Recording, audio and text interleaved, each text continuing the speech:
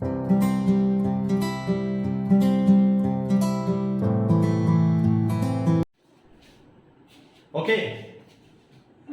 पिछले क्लास में क्या हुआ था बिजनेस स्टडीज में, मुझे याद दिलाइए थोड़ा।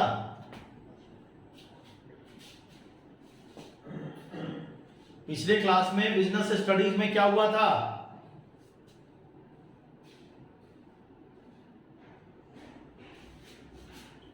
बच्चों थोड़ा बताइए, पिछले क्लास में बिजनेस स्टडीज में क्या हुआ था?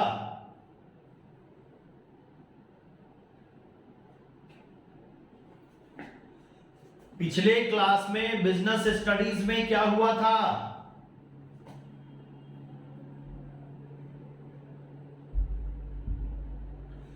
मुझे जहां तक याद है कि फर्स्ट चैप्टर हम लोग का कंप्लीट हो गया था। यस, सेकेंड चैप्टर हम लोग को स्टार्ट करना था, यही ना?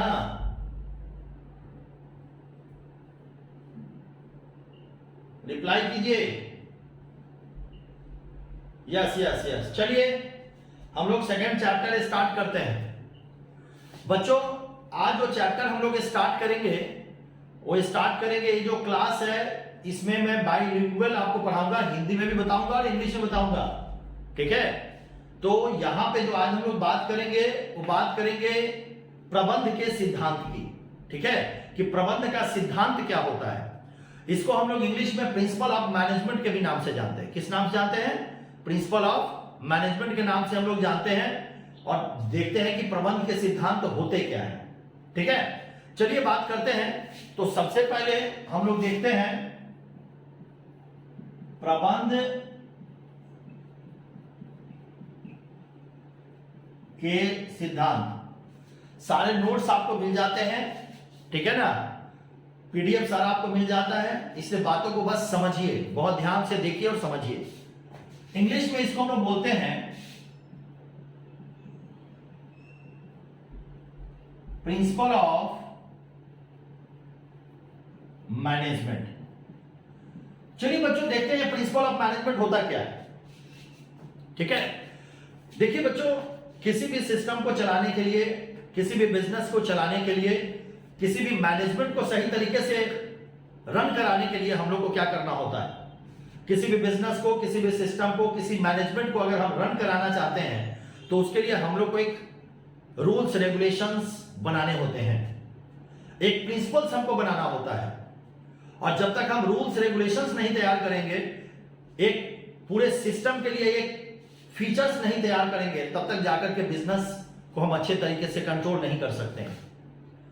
तो बच्चों, principal of management that means कि हमारे बहुत सारे साइंटिस्ट हुए, जिसमें से दो बहुत फेमस साइंटिस्ट हुए, हेनरी फेयोल साहब, ठीक है, और एफ.डब्ल्यू. टेलर साहब, जिन्होंने हम लोग कुछ प्रिंसिपल्स और कुछ टेक्निक्स हम लोग को उन्होंने प्रोवाइड किया और कहा कि अगर आप इस प्रिंसिपल्स और इस टेक्निक्स को अपनाते हैं तो इससे आपको बहुत बेनिफिट होगा।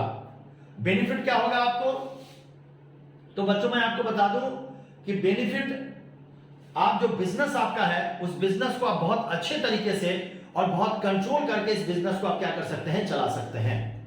तो बच्चों मैं एक बात बता दूं कि हम लोग स्टडी करने जा रहे हैं कि किसी भी सिस्टम के मैनेजमेंट को बहुत स्टैंडर्ड तरीके से मैनेज करने के लिए, चलाने के लिए हमारे पास कौन कौन से प्रिंसिपल्स हैं और कौन कौन से तरीके हैं। बच्चों, इस क्लास में मैं हिंदी और इंग्लिश दोनों में बात करता हूं। इसलिए मैं बात करता हूं हिंदी इंग्लिश में कि बहुत सारे बच्चे इसमें हिंदी मीडियम के हैं, इसलिए मैं हिंदी में ही बात करूंगा, इंग्लिश में ही बात करूंगा। और प्रयास करना है आपको हिंदी और इंग्लिश दोनों को समझ करके चलना है। चलिए बच्चों आगे बात करते हैं। तो मैं बात कर रहा था कि principle of management, principal of management that means कि एक सिद्धांत, एक व्यापक सिद्धांत, एक मार्गदर्शन, एक दिशा निर्देश, ठीक है, जो दिया जाता है, जो कि आपके मैनेजमेंट के समस्याओं को, मैनेजमेंट के प्रॉब्लम्स को क्या करता है? सॉर्ट आउट करता है, हल करता है। That's called be a principle of management. बच्चों, हम आज प्रिंसिपल ऑफ मैनेजमेंट में बहुत सारे साइंटिस्ट हुए, जिसमें से सब लोगों ने अपनी अपनी बातें रखी, लेकिन जो बेसिक तौर पे, जो वर्ल्ड लेवल पे, यूनिवर्सल लेवल पे जिसको प्राथमिकता दी गई, वो दी गई किसको? तो हेनरी फेयोल और एफ.डब्ल्यू. टेलर साहब के कॉन्सेप्ट को प्राथमिकता दी गई। बच्चों मैं आपको एक बात बता दूं कि जो भी हमारा जो एक कल्चर है कि एक मैनेजमेंट को कैसे चलाया जाए, अगर आप रियलिटी तौर पे अगर जाने तो जो हमारा जो कॉन्सेप्ट है, हमारा जो प्रिंसिपल्स है, अगर उस पर अगर हम मैनेजमेंट को चलाएं तो निश्चित तौर पे हमारा मैनेजमेंट आगे बढ़ता है और किसी तरह की कोई दिक्कत नहीं होती है। चलिए बच्चों, हम समझ गए कि भाई प्रिंसिपल ऑफ मैनेजमेंट का मतलब क्या होता है, एक दिशा निर्देश, एक गाइडलाइंस जो दिया जाता है, that's called be a principal of management. Okay, चलिए बात करते हैं अब प्रिंसिपल ऑफ मैनेजमेंट में। अगला जो टॉपिक है हमारा, वो टॉपिक हम बात करेंगे प्रबंध के सिद्धांत की विशेषताएं। प्रबंध के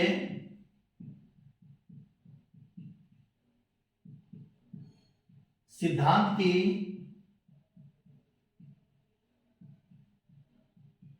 विशेषताएं। ओके, प्रबंध के सिद्धांत की विशेषताएं क्या है, इसको इंग्लिश में हम लोग बोलते हैं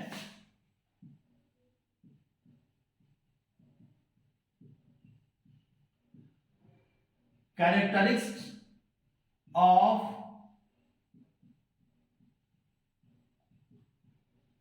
प्रिंसिपल ऑफ मैनेजमेंट। देखिए बच्चों, characteristics of principal of management. Okay, एकदम ध्यान से देखिएगा, एक एक पॉइंट को डिस्कस करेंगे, एक एक पॉइंट के बारे में बात करेंगे। ठीक है, पॉइंट नंबर वन, लिखते भी चल सकते हैं आप लोग, लिख भी सकते हैं, कोई प्रॉब्लम नहीं है। प्रबंध के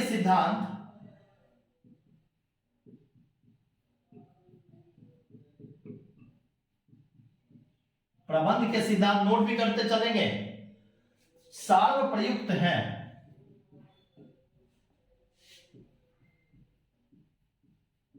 सार्वप्रयुक्त हैं, इंग्लिश में भी देखते हैं क्या होता है।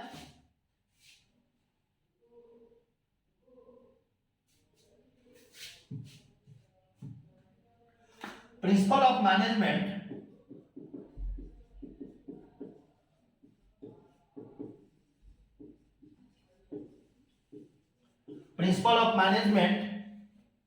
is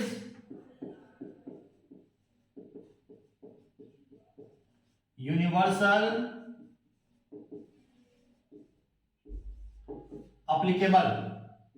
principal of management is universal applicable. Note भी कर सकते हैं सारे लोग।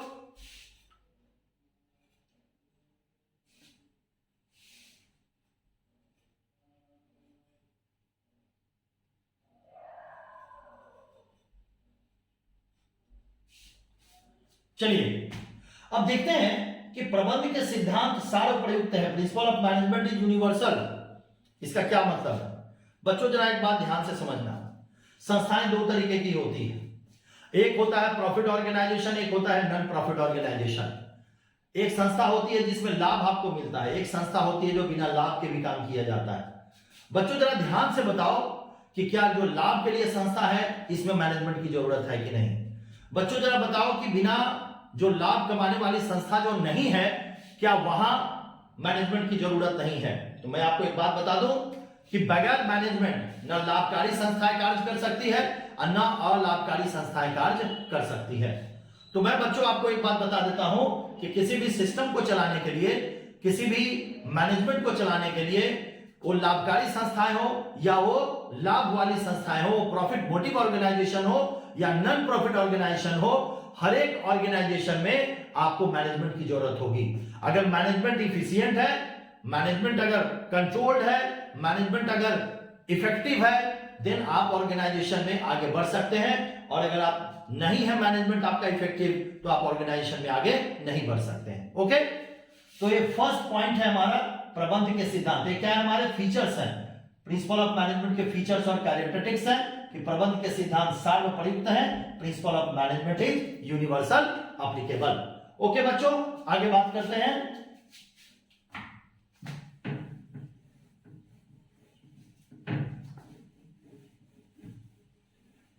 अब बात करते हैं पॉइंट नंबर 2। ठीक है, फीचर्स नंबर पॉइंट नंबर 2, प्रबंध के सिद्धांत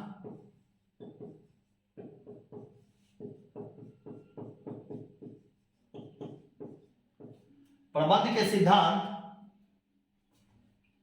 सामान्य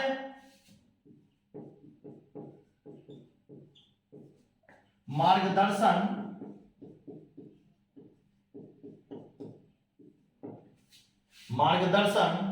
करते हैं।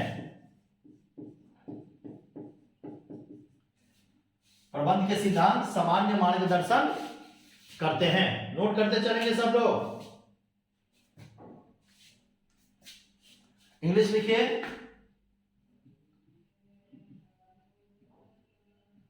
Principle of management are general guidelines. देखो बच्चों, प्रबंध के सिद्धांत सामान्य मार्गदर्शन करते हैं। Principle of management are general guidelines. क्या मतलब हुआ? अगर आप के पास प्रिंसिपल्स हैं और मैनेजमेंट के जो प्रिंसिपल्स हैं, अगर उसको आप ध्यान से देखें तो जब आप सिस्टम को जब आप रन कराएंगे, सिस्टम जब आपका आगे की तरफ बढ़ेगा तो सारी चीजें आपकी क्या करती है? मदद करती है। बच्चों मैं आपको बता दूं कि एक जनरल गाइडलाइंस है जो कि आपको मदद करती है एक सिस्टम को आगे बढ़ाने में, मार्गदर्शन का काम करती है, मार्गदर्शक का काम करती है। ठीक है, तो जो भी प्रिंसिपल्स हैं वो मैनेजमेंट के लिए बहुत इफेक्टिव है और जरूरी है कि आप उस प्रबंध के जो सिद्धांत है उसके ऊपर सही तरीके से काम करें और प्रबंध के सिद्धांत को आप इफेक्टिवली अपने ऑर्गेनाइजेशन में, सिस्टमैटिकली अपने ऑर्गेनाइजेशन में आप इसको ऑप्ट करें। चलो बच्चों आगे बात करते हैं थर्ड पॉइंट की।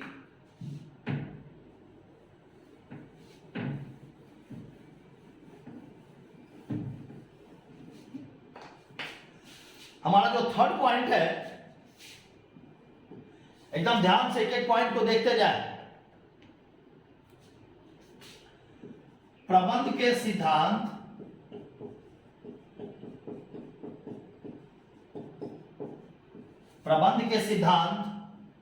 अभ्यास और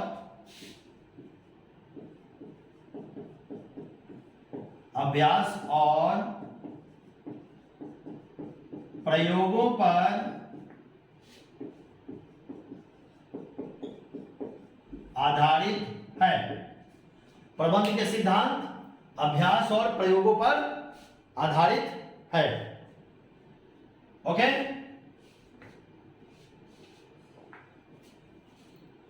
प्रबंध के सिद्धांत अभ्यास और प्रयोगों पर आधारित है। चलिए इसको इंग्लिश में भी देखते हैं। एकदम जो बच्चा नोट करना चाहता हो साथ साथ में एकदम नोट करते चलिए। एक बच्चे का क्वेश्चन है कि सर फर्स्ट चैप्टर का नोट्स नहीं आया है। फर्स्ट चैप्टर का नोट्स मैंने ऑलरेडी पहले ही डाल दिया हुआ है, लेकिन फिर भी मैं एक बार और आपके एप्लीकेशन पे फर्स्ट चैप्टर का नोट्स डाल दूंगा। ठीक है, ओके। चलिए बच्चों, प्रबंध के सिद्धांत अभ्यास और प्रयोगों पर आधारित है। हम इंग्लिश में क्या लिख सकते हैं? इंग्लिश में क्या लिख सकते हैं? इंग्लिश में क्या होगा? इंग्लिश में भी लिखते चलिए। प्रिंसिपल ऑफ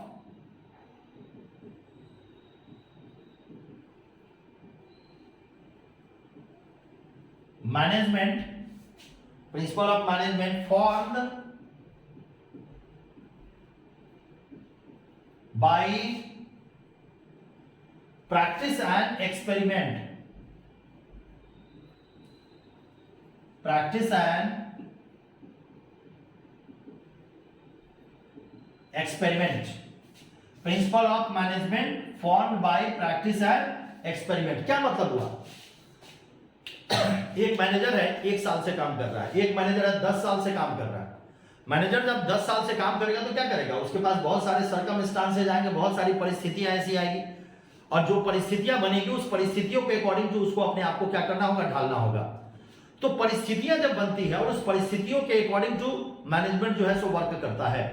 तो जब परिस्थितियों का के अकॉर्डिंग टू जब वो वर्क करेगा तो उसके ऊपर रिसर्च करेगा, उसके ऊपर एक्सपेरिमेंट करेगा कि किस सर्कमस्टांसेस में हम किस तरीके से अपने आप को परफॉर्म करें।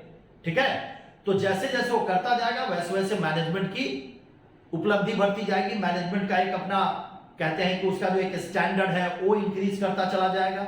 ओके, तो इसलिए कहा गया कि principle of management form by the practice and experiment. जितना एक्सपेरिमेंट होगा, जितना मैनेजमेंट वर्क करेगी, उसके अकॉर्डिंग टू वो आगे डेवलप करता जाएगा। ओके, फोर्थ नंबर पॉइंट देखते हैं। पॉइंट नंबर 4, पॉइंट नंबर 4 कहता है कि प्रबंध के सिद्धांत, प्रबंध के सिद्धांत, ध्यान देते जाइए, प्रकृति में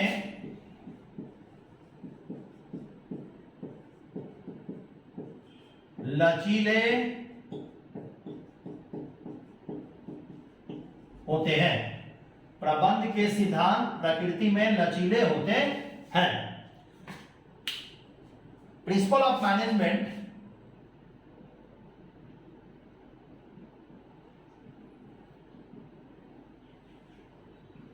प्रिंसिपल ऑफ मैनेजमेंट नोट करते चले सब लोग, आर फ्लेक्सिबल इन नेचर। क्या हुआ? प्रबंध के सिद्धांत प्रकृति में क्या होते हैं? लचीले होते हैं। लचीला दैट मीन्स कि जैसे सर्कमस्टांसेस आपके पास आएंगे, जैसी व्यवस्था आपके पास बनेगी, उसके अकॉर्डिंग टू आपको अपने आप को क्या करना है, उसको ढाल लेना है। ठीक है, तो सर्कमस्टांसेस के अकॉर्डिंग टू मैनेजमेंट को डिसीजंस लेने होते हैं। तो जैसी व्यवस्था बनती है आपके ऑर्गेनाइजेशन में, उस तरीके से आपको जो डिसीजंस आपके हैं, जो आपने प्रिंसिपल्स बनाए, उसमें आप क्या कर सकते हैं? बदलाव ला सकते हैं, उसमें आप चेंज ला सकते हैं। ओके,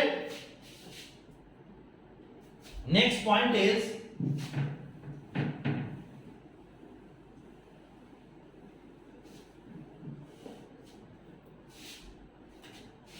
पॉइंट नंबर 5, नोट करते चलेंगे। प्रबंध के सिद्धांत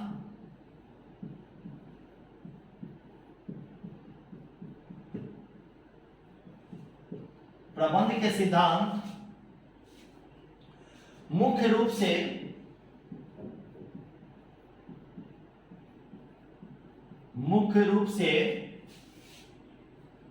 प्रकृति में व्यवहारिक है। प्रकृति में व्यवहारिक है। Principle of management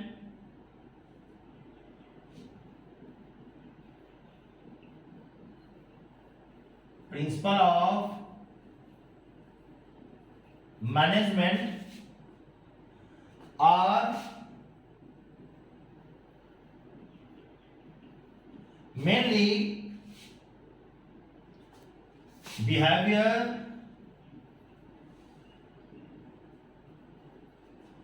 in nature। देखिए फिफ्थ नंबर पॉइंट क्या कह रहा है? फिफ्थ नंबर पॉइंट कह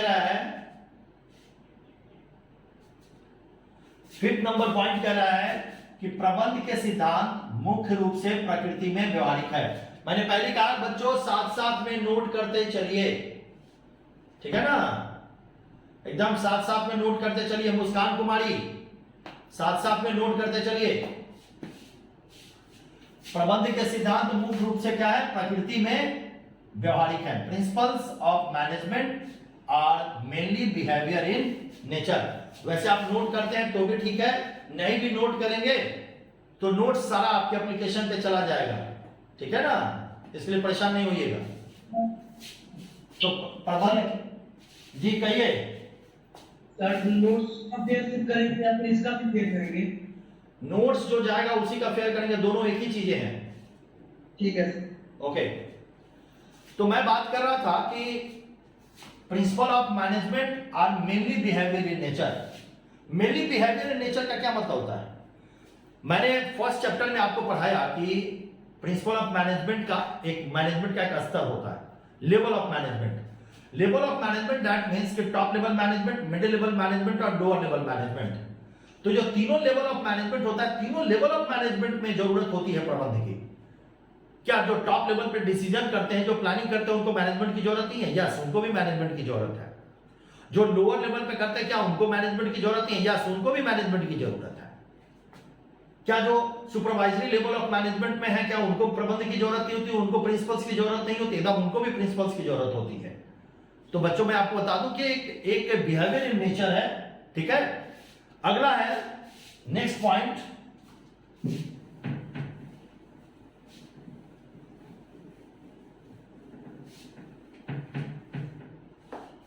नेक्स्ट पॉइंट है 6 number.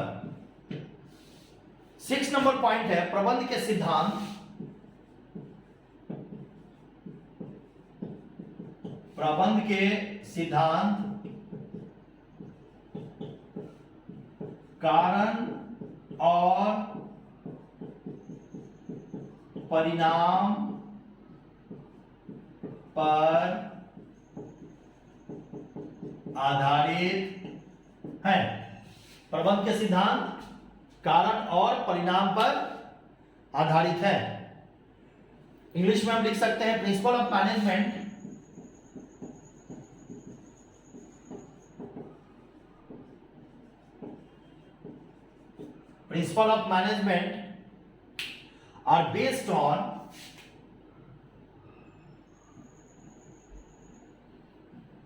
are based on cause and effect relationship, based on cause and relationship। प्रबंध के सिद्धांत परिणाम पर आधारित हैं। कहने का क्या मतलब कि जब आप किसी भी ऑर्गेनाइजेशन को चलाते हैं तो आप किसको कंट्रोल करते हैं? मैनेजर किसको कंट्रोल करता है? ह्यूमन नेचर को मैनेजमेंट कंट्रोल करता है। तो मैनेजमेंट जब ह्यूमन नेचर को कंट्रोल करेगा तो डेफिनेटली को देखेगा कि अगर हम कोई प्रिंसिपल्स अगर यूज कर रहे हैं तो उसका इंपैक्ट क्या है, उसका क्या असर पड़ रहा है। अगर उसका इंपैक्ट और असर वो देखेगा और वाकई उसके अकॉर्डिंग टू उसके ऊपर अगर उसको फायदा मिलता है, उसको सफलता मिलती है, देन उसको क्या करेगा? उस पॉलिसी को इंप्लीमेंट करेगा। वही कह रहा है कि प्रबंध के सिद्धांत कारण और परिणाम पर आधारित हैं। Principle of management are based on effect of relationship. वो उसके संबंध पे भी निर्भर करता है, उसके सर्कमस्टांसेस पर भी निर्भर करता है। लेकिन ये जरूरी नहीं है कि अगर वो सोच करके कुछ अगर प्रिंसिपल्स को ऑप्ट करता है तो वो चीजें हो ही जाएगा। एंड लास्ट इज द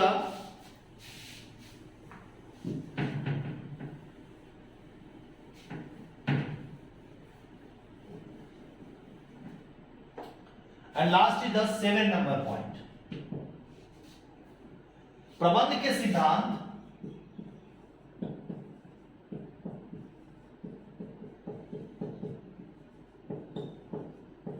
सिद्धांत आकस्मिक हैं।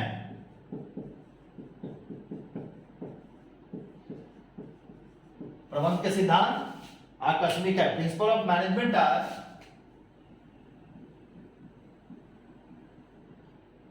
Principle of management are contingent. Principle of management are contingent. मैं आपको बता दूं कि कोई भी मैनेजर अगर वर्क कर रहा है तो डिपेंड करता है उसकी परिस्थितियों के ऊपर, उसकी स्थिति के ऊपर।